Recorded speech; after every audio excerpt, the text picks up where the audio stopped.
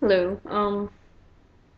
Today I'm just gonna tell you guys about like basic septum care, because there's a few videos on YouTube that have like the basics and what you should do, and I don't really agree with most of them because they recommend like alcohol and Vaseline.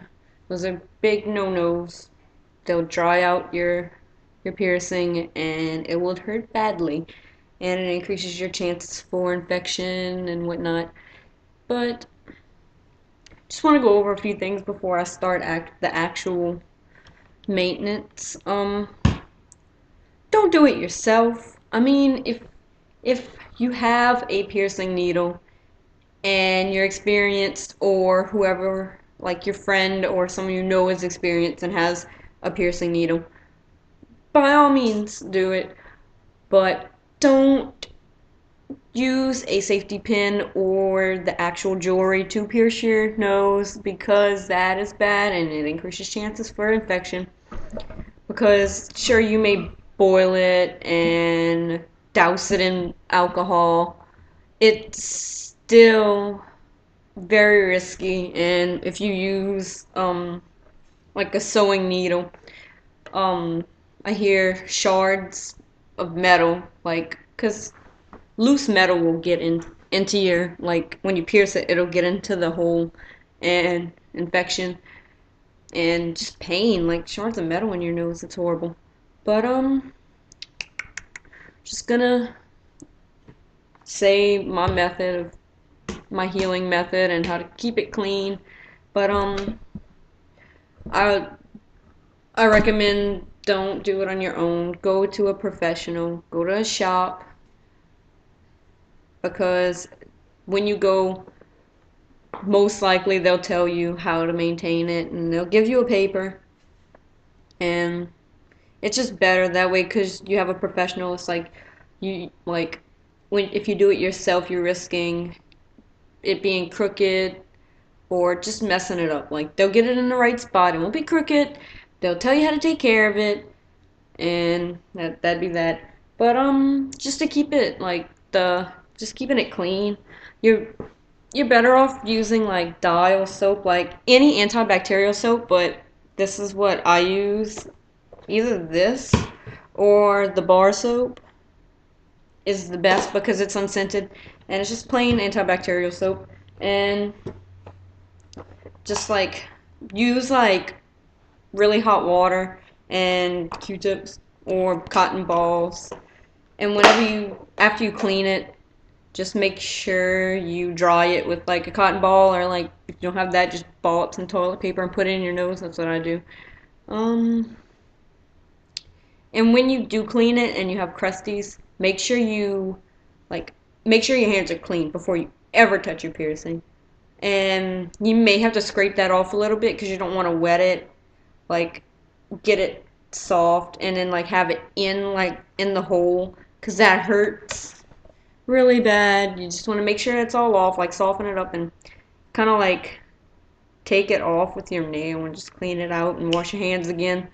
And whenever you clean your piercing, do it from each side, like push it out, clean this side, push it back in, clean the other side, because you want the soap to get in the piercing to help it heal. And whenever you're cleaning it during the healing process, that should be the only time you move your piercing, like moving it back and forth, because when it's healing, it's like the tissue around it is healing. It's like coming together, and sometimes it'll get stuck to the jewelry. And whenever you move it, you're ripping that tissue and you're stunting the healing process. So don't touch it. If you're gonna flip it up because you're hiding it, like from like teachers or your parents, keep it up. Don't my parents around. I'm gonna flip it up. I'm going to hang out with some buds.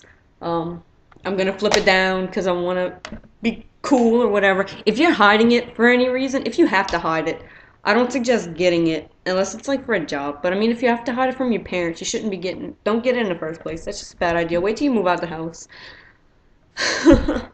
Can't stress that enough. And you should never want a piercing that bad to where you want to do it yourself and have to hide it from people, because that's bad. Okay, it's just bad. Yeah, what's another thing? Vaseline. Don't use Vaseline. It dries out your skin and dries out your piercing, and it's just bad. Like, if you need a moisturizer, use like something from a piercing shop, or they may have something at Hot Topic or Spencer's, but it's best to go to a piercing parlor for that. And I don't know if there's anything out there, because I don't need it, because mine doesn't. Mine, ow, God, that hurt. Mine doesn't isn't dry or anything, but there may be like a better alternative at Walmart. Just don't use anything scented. Like, if you're gonna use like baby lotion, I don't know if that works. What else? Yeah, just don't flip it up and down constantly, because if you take care of it right and you're doing everything right, the estimated healing process is 3 months, but you can probably get it done quicker if you do everything right. And for swelling, which reminds me, it's recommended, like, some people just clean their piercing with sea salt soaks, or they just use it for whenever it's like swelling and stuff, or it's irritated. I've never used sea salt soaps, but I mean, I have some. I just never felt the need to do it because mine's not swollen, irritated, or anything. But I hear sea salt soaks helps with every piercing. Like, you could either just skip the antibacterial, which I recommend this because it just keeps it clean it cleans it from the day, and it keeps it clean in the future until you are able to clean it again. But sea salt soaks help a lot. It's basically like you just have to measure it, because you have to have the right amount of water and salt. But I guess you boil it and then you add the certain amount of salt. I won't do that. But yeah, just apply it with a cotton ball and keep it in for like 5 minutes. I think, I'm not sure. I've never done it before. But yeah, that's about all I can think of. And maybe I should mention like uncomfortable situations with it. Like, you're gonna hit it a lot, so be prepared for that. It may hurt sometimes it may not. When I take a shower, I put a towel over my eyes because I'm a puss and I don't like water in my eyes. The towel had fringes on it, and I went to move the towel and it got stuck on my nose ring, and it almost ripped it clean out of my nose. And I was like, I'm never putting a towel over my face again, and I did it. I still do it. But drinking out of cans is pretty difficult now. I mean, I don't know if everyone has that problem, but I have a pretty big nose, so it extends out to the little tab. I have to take tabs off of cans now. Uh, la, la, la, la, la. But yeah, if you're looking for like jobs, or you have to hide it from people, like, while it's healing, keep it flipped up. Don't flip it down unless you're cleaning it, because it's just gonna take even longer, and that's never a good thing. But yeah, that's about all I can think of. So, good luck on your septum journeys. I don't know. Just good luck. I hope you don't get an infection or anything. If you follow stuff that I've said in this video and your nose ends up falling off, I'm not liable for anything.